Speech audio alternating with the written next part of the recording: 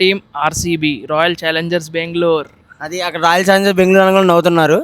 14 and all out.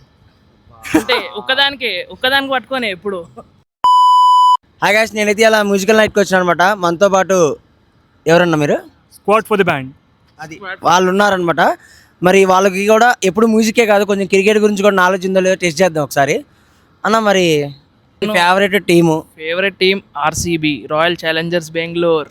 అది అక్కడ royal Challengers Bengaluru అని కూడా నవ్వుతున్నారు. 14 and all out. అంటే ఒక్కదానికి పట్టుకొని ఎప్పుడు ఒకటే ట్రాఫిక్ వచ్చింది కదా మీకు.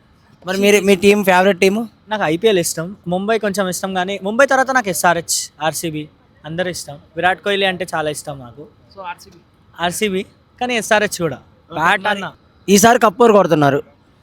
మోస్ట్లీ అయితే రాయల్ ఛాలెంజర్స్ బెంగళూరు కొట్టేస్తుంది. ఇన్ కేస్ అది కాకపోతే మాత్రం పంజాబ్ కింగ్స్ కొట్టాలి. Sunrisers Hyderabad.